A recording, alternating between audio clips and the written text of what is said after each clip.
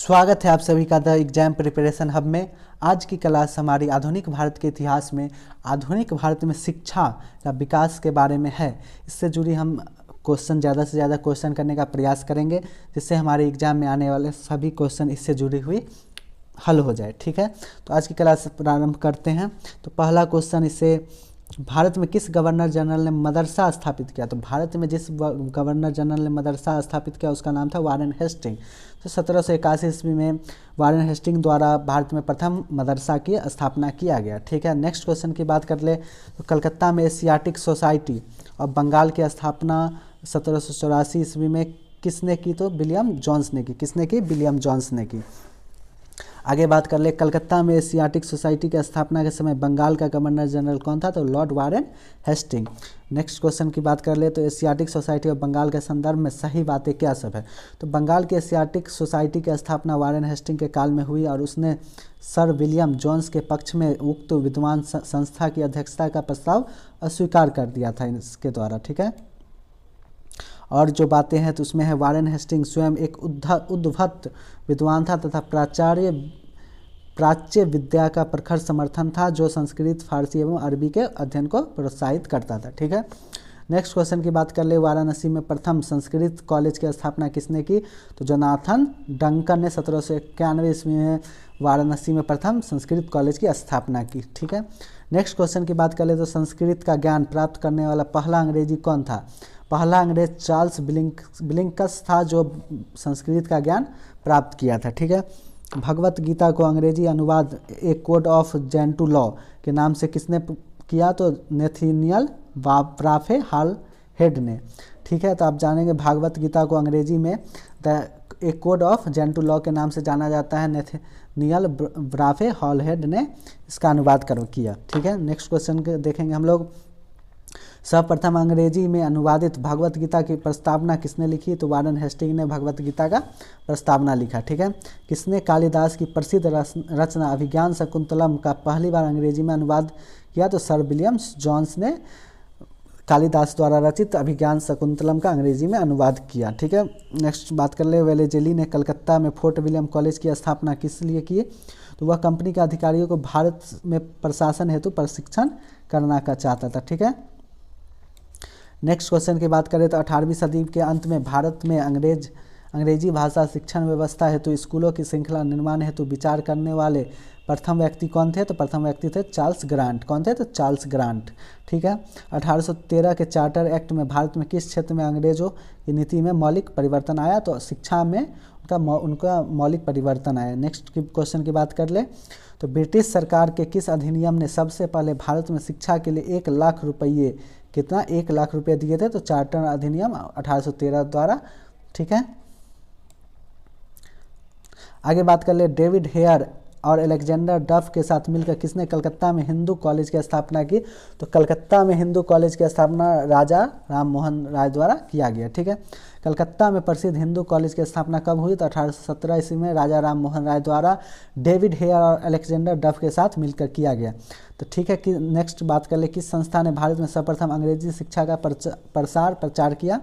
तो Hindu college of Calcutta Bharat में सर्वप्रथम अंग्रेजी शिक्षा का प्रसार किया। ठीक है, नेक्स्ट बात कर ले, भारत में पश्चिमी शिक्षा एवं अंग्रेजी भाषा शुरू करने के लिए वकालत किसने की? तो राजा राम मोहन राय द्वारा ही सबसे पहले भारत में पश्चिमी शिक्षा और अंग्रेजी भाषा से शिक्षा की शुरुआत करने का वकालत किया गया। ठीक है, नेक्स्ट बात कर ले, हेनरी बेबियन डेरोजियर के संबंध में सही तथ्य क्या था? तो इनके बारे में, उनका जन्म 1809 ईस्वी में हुआ। हेनरी बेबियन डेरोजियो का जन्म 1809 ईस्वी में हुआ। वह फ्रांसीसी क्रांति में बहुत अधिक प्रभावित थे। उन्होंने अपने छात्रों को तार्किक दृष्टिकोण से सोचने के लिए प्रेरित किया। ठीक है, ये इनके बारे में सत्य कथन है। नेक्स्ट क्वेश्चन की बात करें, किसे पेरिस की रॉयल एशियाटिक सोसाइटी की सदस्यता प्रदान की गई? तो माइकल मधुसूदन दत्त को। कब? तो 1822 ईस्वी में। ठीक है, नेक्स्ट क्वेश्चन की बात कर ले तो दिल्ली कॉलेज की स्थापना कब की गई? 1824 ईस्वी। Very important question, Delhi college की स्थापना 1824 ईस्वी में किया गया। नेक्स्ट बात कर ले, स्वतंत्रता पूर्व अवधि में ब्रिटिश सरकार द्वारा भारत में आधुनिक शिक्षा के प्रसार का मुख्य उद्देश्य क्या थी?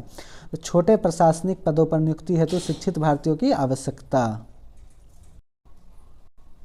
नेक्स्ट बात कर ले तो 1825 ईस्वी में वेदांत कॉलेज की स्थापना किसने की? तो राजा राम मोहन राय द्वारा वेदांत कॉलेज की स्थापना 1825 ईस्वी में किया गया। नेक्स्ट क्वेश्चन, भारत में अंग्रेजी शिक्षा की नींव किनसे पड़ी थी? तो 1813 के चार्टर एक्ट द्वारा, general committee of public instruction 1827 और प्राच्य एवं आंग्ल विवाद, तो ये 1813 का चार्टर एक्ट के द्वारा पड़ी थी। ठीक है, नेक्स्ट क्वेश्चन की बात कर ले, भारत में आधुनिक शिक्षा प्रणाली की नींव किससे पड़ी थी? तो भारत में आधुनिक शिक्षा प्रणाली की नींव 1835 के मैकाले स्मरण पत्र से पड़ी थी। ठीक है, नेक्स्ट क्वेश्चन की बात कर ले, शिक्षा के माध्यम के रूप में अंग्रेजी की वकालत किसने की? तो लॉर्ड मैकाले ने किया। ठीक है, नेक्स्ट क्वेश्चन की बात करें तो भारत की शिक्षा प्रणाली में अंग्रेजी माध्यम किस वर्ष में लागू हुई? तो 1835 में लागू हुई अंग्रेजी माध्यम का शिक्षण। ठीक है, किसके शासनकाल में भारत में अंग्रेजी शिक्षा शुरुआत हुई? तो लॉर्ड विलियम बेंटिक के शासनकाल में 17 मार्च 1835 ईस्वी को अंग्रेजी शिक्षा की शुरुआत हुई। ठीक है, नेक्स्ट क्वेश्चन की बात करें तो भारत की शैक्षणिक नीति फिल्ट्रेशन थ्योरी के प्रतिपादक कौन थे? तो लॉर्ड मैकाले। याद रखिएगा, बहुत ही इंपॉर्टेंट क्वेश्चन है। फिल्ट्रेशन थ्योरी के संस्थापक लॉर्ड मैकाले थे। नेक्स्ट क्वेश्चन की बात करें तो भारत में औपनिवेशिक नीति अधोमुखी निस्यंदन सिद्धांत किस क्षेत्र से संबंधित थे? तो अंग्रेजी शिक्षा से। ठीक है, आगे बात कर लेंगे हम लोग, किसने तिरस्कार पूर्वक व्यक्त किया यूरोप के एक अच्छे पुस्तकालय की एक अलमारी का एक कक्ष भारत और अरब के समस्त साहित्य से अधिक मूल्यवान है? मैकाले ने यह कथन कहा। ठीक है, भारत के किस वर्ग ने पश्चिमी संस्कृति को प्रारंभ में अपनाया था? तो शिक्षित हिंदू मध्यम वर्ग ने पश्चिमी संस्कृति को सर्वप्रथम अपनाया था। ठीक है, नेक्स्ट बात कर ले, वो गवर्नर जनरल कौन था जिसने अदालतों में क्षेत्रीय भाषा को शुरू करवाया? तो लॉर्ड बेंटिक अदालतों में क्षेत्रीय भाषा को शुरू करवाया। ये भी बहुत इंपॉर्टेंट क्वेश्चन है। ठीक है, 1835 ईस्वी के एल्फिंस्टन इंस्टीट्यूट बम्बई में नियुक्त होने वाला भारत का पहला प्रोफेसर कौन था? तो बाल गंगाधर तिलक भारत का पहला प्रोफेसर था जो एल्फिंस्टन इंस्टीट्यूट बम्बई में नियुक्त किया गया था। रुड़की तकनीकी कॉलेज की स्थापना कब हुई थी? तो 1847 में। IIT रुड़की का आप नाम सुनते हैं, इसकी स्थापना कब हुई? तो 1847 ईस्वी में। ठीक है, नेक्स्ट क्वेश्चन, वुड डिस्पैच या वुड घोषणा पत्र ब्रिटिश ईस्ट इंडिया कंपनी के बोर्ड ऑफ कंट्रोल के अध्यक्ष चार्ल्स वुड द्वारा कब जारी किया गया? तो 1854 ईस्वी को जारी किया गया था। नेक्स्ट क्वेश्चन की बात करें तो किसके द्वारा भारत में कंपनी के 5 प्रांतों में एक लोक शिक्षा विभाग की स्थापना करने हेतु संतुति की गई थी? तो वुड्स डिस्पैच के द्वारा 1854 ईस्वी। ठीक है, आगे बात कर ले तो भारत में स्त्रियों को शिक्षा का समर्थन कब और किसने किया था? तो डलहौजी ने किया था। किसमें? तो वुड डिस्पैच 1854 ईस्वी में।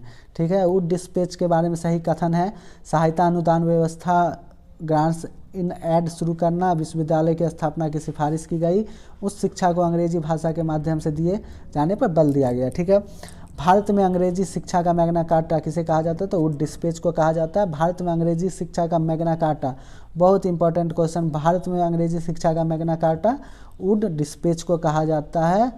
ठीक है, भारत में अंग्रेजी शिक्षा का मैग्ना कार्टा वुड डिस्पैच, बहुत इंपॉर्टेंट क्वेश्चन, याद रखिएगा इसे। 1854 ईस्वी की वुड विज्ञप्ति में अभिव्यक्त शिक्षा का लक्ष्य क्या था? तो अंग्रेजी भाषा के माध्यम का प्रयोग कर लोगों को में साक्षरता को बढ़ावा देना। ठीक है, रावलपिंडी में महिलाओं के लिए पहले विद्यालय की स्थापना कब हुई? तो रावलपिंडी में महिला विद्यालय की स्थापना दिसंबर 1856 ईस्वी को होता है। भारत में प्रथम 3 विश्वविद्यालय कलकत्ता, बम्बई और मद्रास विश्वविद्यालय की स्थापना किस सन हुई? तो 1857 ईस्वी को कलकत्ता, बम्बई और मद्रास विश्वविद्यालय की स्थापना हुई। नेक्स्ट क्वेश्चन की बात कर ले तो 1857 ईस्वी में भारत में विश्वविद्यालय की स्थापना के समय इंग्लैंड के किस विश्वविद्यालय को प्रतिमान के रूप में लिया गया था? तो लंदन। ठीक है, नेक्स्ट क्वेश्चन की बात करें तो हम लोग 1864 ईस्वी में किसने साइंटिफिक सोसाइटी की स्थापना की? तो साइंटिफिक सोसाइटी की स्थापना सर सैयद अहमद खान ने 1864 ईस्वी को किया। ठीक है, नेक्स्ट की बात कर ले तो सर्वप्रथम किसने राजस्थान के राजसी शासक वर्ग के लिए पृथक शिक्षा संस्थान की आवश्यकता पर बल दिया? तो कैप्टन वाल्टर ने। ठीक है, मेयो कॉलेज की स्थापना अजमेर में 1875 ईस्वी को हुआ। ठीक है, नेक्स्ट क्वेश्चन की तरफ चले तो Mohammad Anglo Oriental College Aligarh की स्थापना किस वर्ष हुई? तो 1875 ईस्वी को मोहम्मद एंग्लो ओरिएंटल कॉलेज की स्थापना 1875 ईस्वी को हुआ अलीगढ़ में। किस वायसराय ने हंटर कमीशन की नियुक्ति की? तो लॉर्ड रिपन के द्वारा हंटर कमीशन की नियुक्ति की गई। नेक्स्ट क्वेश्चन की बात करें तो हंटर कमीशन का गठन कब किया गया? तो 1882 ईस्वी W हंटर के अध्यक्षता में। ठीक है, हंटर कमीशन की रिपोर्ट में किसके विकास पर जोर दिया गया? तो प्राथमिक शिक्षा पर। बहुत ही इंपॉर्टेंट क्वेश्चन है ये। ठीक है, प्राथमिक शिक्षा पर जोर किस कमीशन के द्वारा दिया गया? तो हंटर कमीशन के द्वारा। ठीक है, नेक्स्ट बात कर ले 1882 ईस्वी में हंटर एजुकेशन कमीशन की अध्यक्षता किसने की? तो W हंटर ने। ठीक है, हंटर आयोग की सिफारिश क्या थी? तो महिलाओं की शिक्षा सुविधा में बढ़ोतरी भी एक सिफारिश था हंटर आयोग का। नेक्स्ट बात कर ले 1884 ईस्वी में डेक्कन एजुकेशन सोसाइटी की स्थापना पुणे में किसके द्वारा की गई? तो विष्णु शास्त्री चिपलुनकर और बाल गंगाधर तिलक एवं गणेश अगरकर द्वारा डेक्कन एजुकेशन सोसाइटी की स्थापना किया गया पुणे में 1884 ईस्वी में।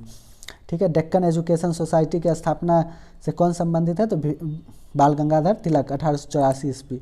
DAV कॉलेज की स्थापना सर्वप्रथम कहाँ हुई? तो लाहौर में हुई थी। DAV कॉलेज की सर्वप्रथम स्थापना लाहौर में हुई 1886 ईस्वी में लाला हंसराज के द्वारा। ठीक है, आगे बात कर ले शांति निकेतन की स्थापना किसने की? तो रविन्द्रनाथ टैगोर ने 1901 ईस्वी में। अभी आप लोग शांति निकेतन स्कूल के बारे में सुनते होंगे।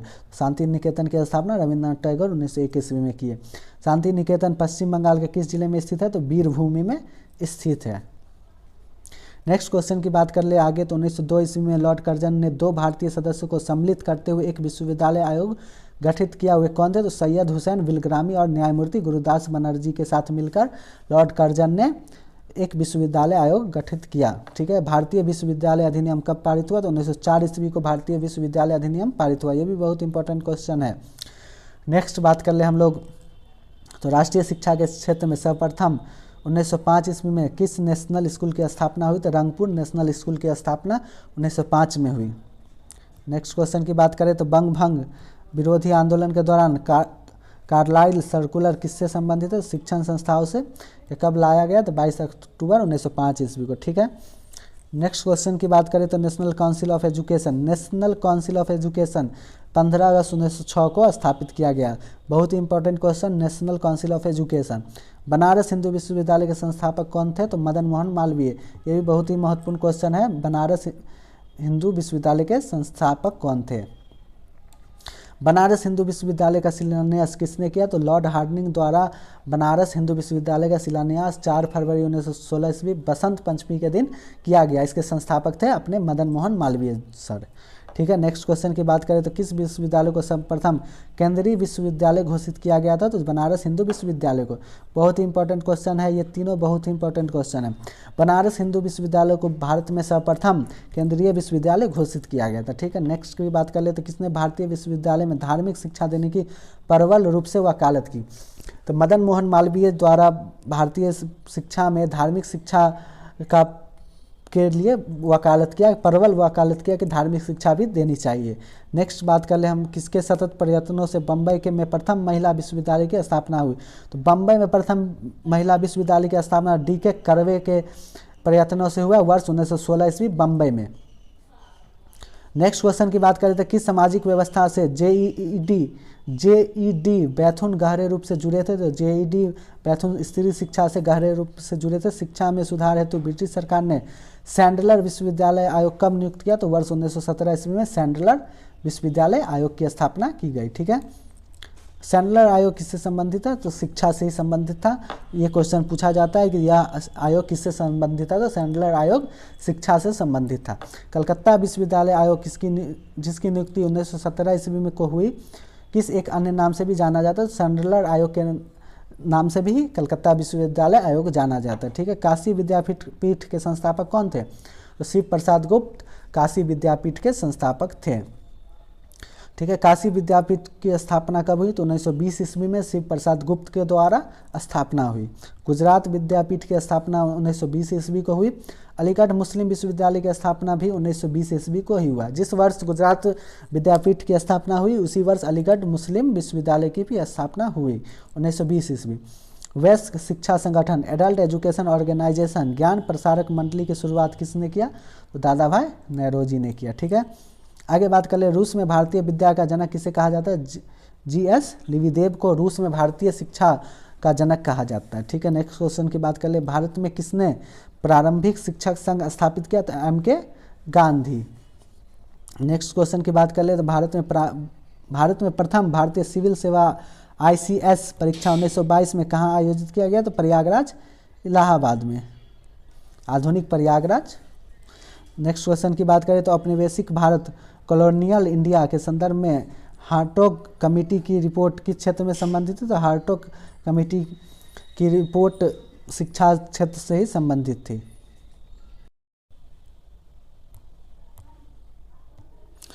नेक्स्ट बात कर ले हम लोग लॉर्ड मैकाले का स्मरण पत्र 1835 ईस्वी, शिक्षा का माध्यम अंग्रेजी भाषा का बनाया जाना इसमें था, और पश्चात शिक्षा का विस्तार करना और शिक्षा हेतु व्यय करना, लॉर्ड मैकाले का स्मरण पत्र में ये सारी बातें थी।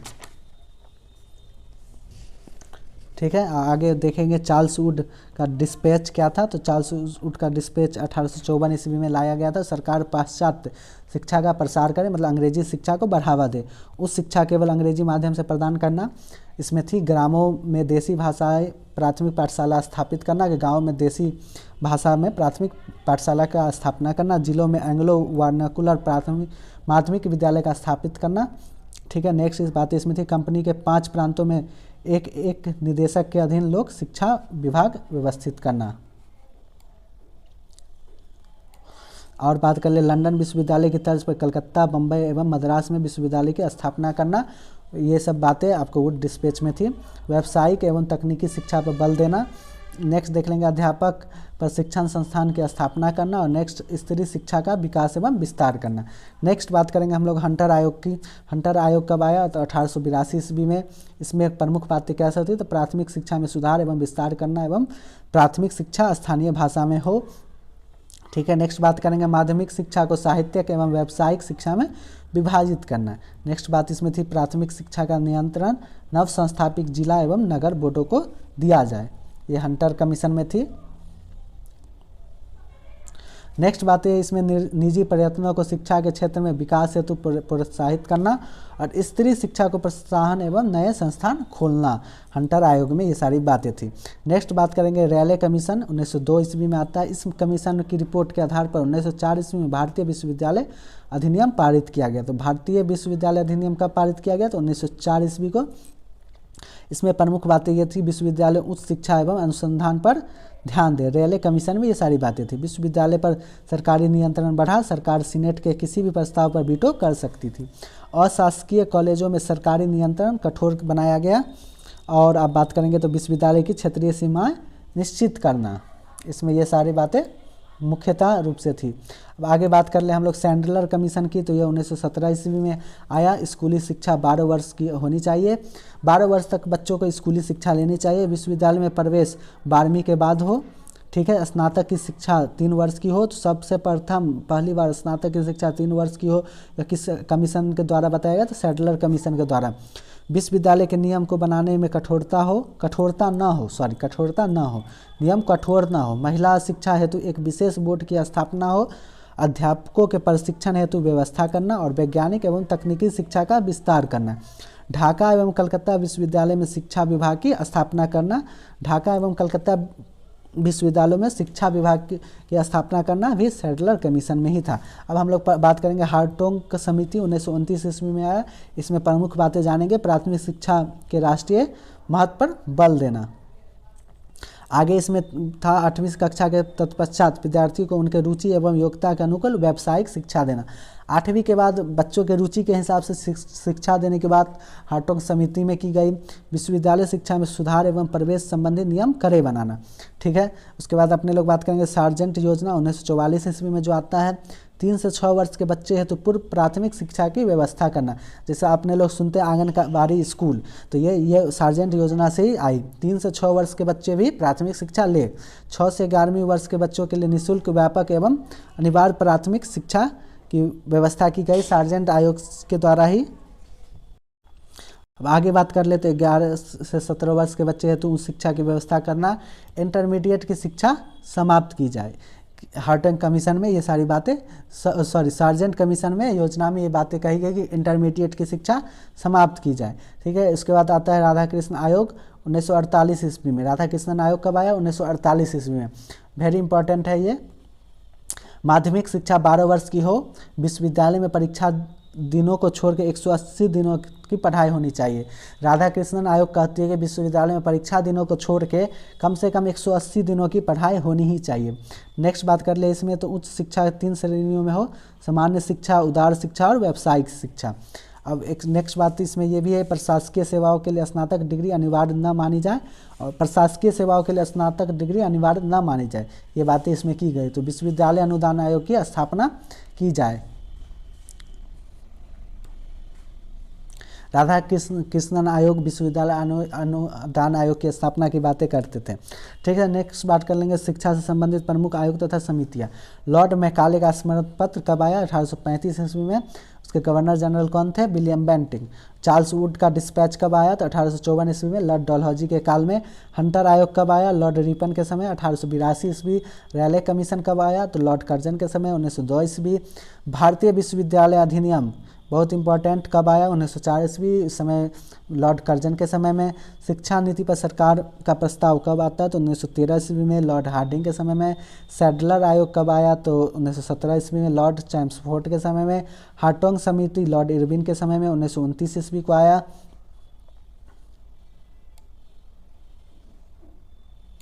नेक्स्ट बात कर ले वर्धा योजना कब आई? तो 1937 ईस्वी में, लॉर्ड लिनिल थीगो के नेतृत्व में आया, समय में आया।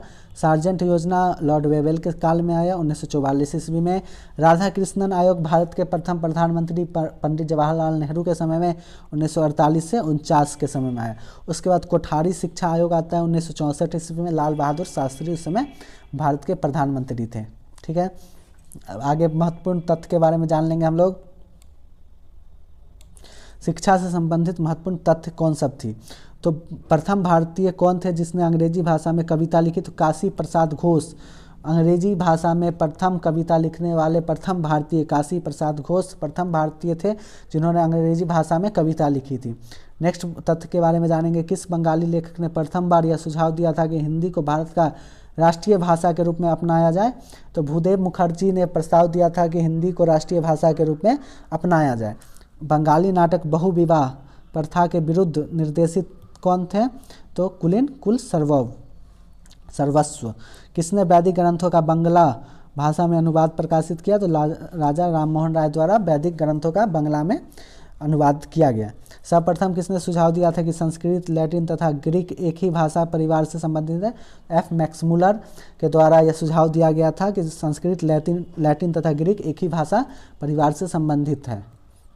ठीक है, आज की क्लास यहीं समाप्त किया जाता है। अगर आपको यह वीडियो अच्छी लगी तो लाइक करें, चैनल को सब्सक्राइब करें। वीडियो देखने के लिए धन्यवाद। Thank you.